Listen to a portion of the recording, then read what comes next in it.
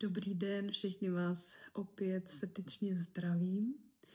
Plejáďané nám sdělili, že 21. června 2025 proběhne první aktivace světelné řeči díky centrálnímu krystalu, který se nachází pod Himalájemi. A nyní nám k tomu předali ještě další informace, plus informace, jak se můžeme nejlépe na tu světelnou řeč napojit, nebo jak ji nechat co nejlépe zaktivovat. Máme tady takový návod k tomu. Já vám to poselství teďko přečtu.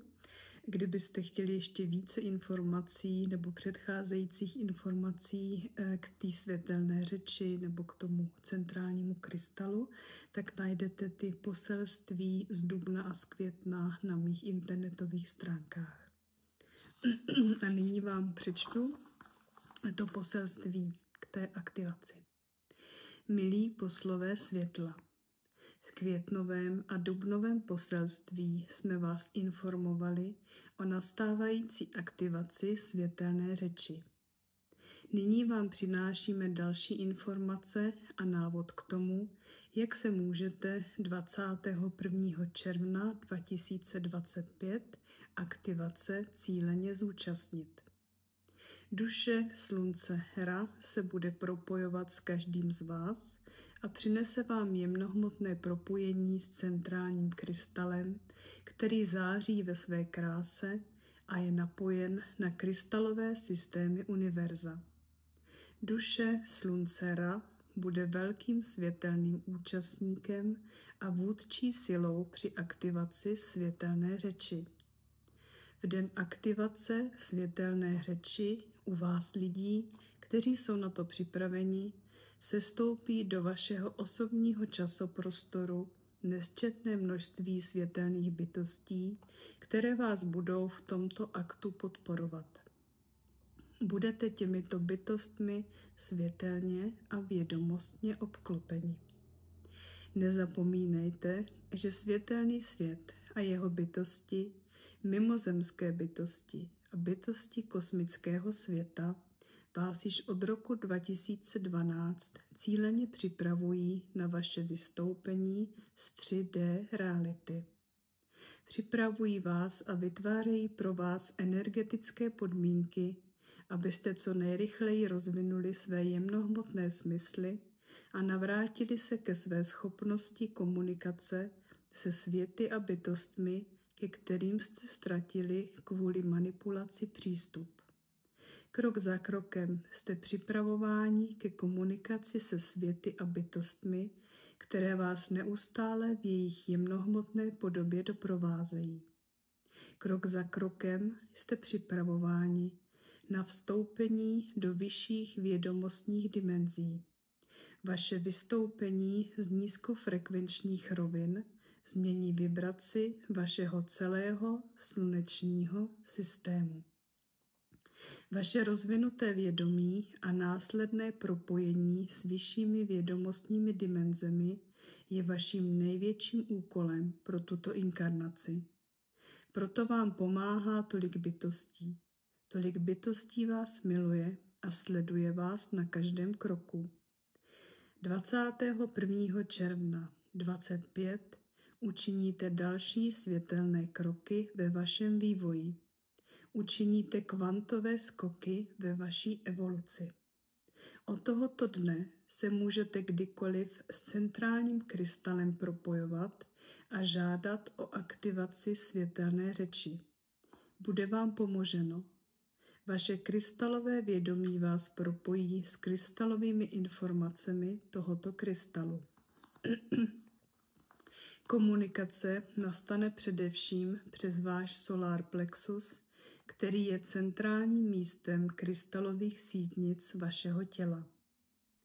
Dalším důležitým bodem je vaše odhodlání a rozhodnutí pro následnou aktivaci spojenou s dalšími vědomostními kroky vašeho vývoje. Aktivací světelné řeči, která není řečí mluvenou, ale jemnohmotnou, se zaktivuje především vaše intuice, a nastartují se první kroky k telepatii. Neboť světelná řeč je řečí předávání jemnohmotných geometrických forem slov, kterým bude váš duch rozumět a bude je umět dešifrovat. Touto aktivací se rozvine i vaše vědomí.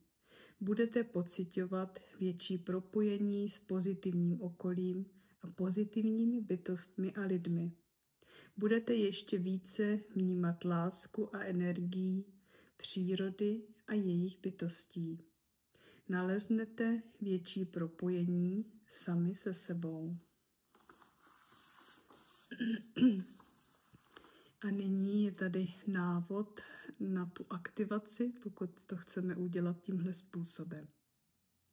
Pokud chceš, sejdeme se energeticky v předem připraveném světelném prostoru 21.6.2025 ve 21 hodin. Pokud se budeš nacházet v přírodě, sedni si do trávy a propoj se bosýma nohama se zemí. Pokud se nenacházíš v přírodě, využij tvé vizualizace. Propoj se v myšlenkách se zemí a představ si, že se propojuješ skrze tvé světelné čakry pod tvým tělem s krystalovými sítnicemi země. Prozař tvůj solar plexus a požádej ho krystalové informace přijmout. Propoj se s inteligencí tvého těla, duše a ducha a popros je krystalové informace přijímat. Propoj se dále ve tvé mysli s duší slunce hra a požádej ji krystalové informace přicházející z centrálního krystalu ve tvých systémech zaktivovat. Dýchej zhluboka a nech všechny světelné a kosmické bytosti s tebou pracovat. Nech vše působit. Setrvej v tomto stavu meditace po dobu, která je pro tebe příjemná. Jednej intuitivně. Poté můžeš vyslovit. Komunikace světelné řeči je aktivována. Krystalové systémy mého těla a mého vědomí jsou aktivovány. Krystalové světlo mého těla a mého vědomí mě propojuje s krystalovým vědomím univerza.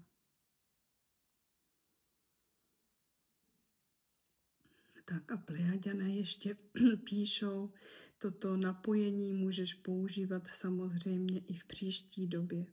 Vždy jde o tvůj úmysl a o tvé rozhodnutí rozšířit tvé schopnosti. Pro podporu tvých krystalových systémů můžeš použít číselnou řadu 8787, která ti přináší krystalové frekvence kosmu. Jednej intuitivně. Jsme s vámi a doprovázíme vás, vaši plejáčtí průvodci. Tak a pokud chcete, tak se toho 21.6. všichni energeticky sejdeme a napojíme se na ten centrální krystal a na sluníčko a na všechny naše pomocníky světla a kosmické pomocníky a plejáďany a všechny vaše milé bytosti světla, které vás doprovázejí. Takže mějte se moc krásně, my vám pak pod video ještě dáme link k mojí homepage, k mojim internetovým stránkám, abyste si mohli když tak ty slova vytisknout a to cvičení nebo tu aktivaci takhle provít, když budete chtít. Takže se mějte moc krásně a těším se zase, že se alespoň v téhle podobě zase brzy uvidíme. Mějte se a brzy na viděnou, naslyšenou. Vaše Pavlína.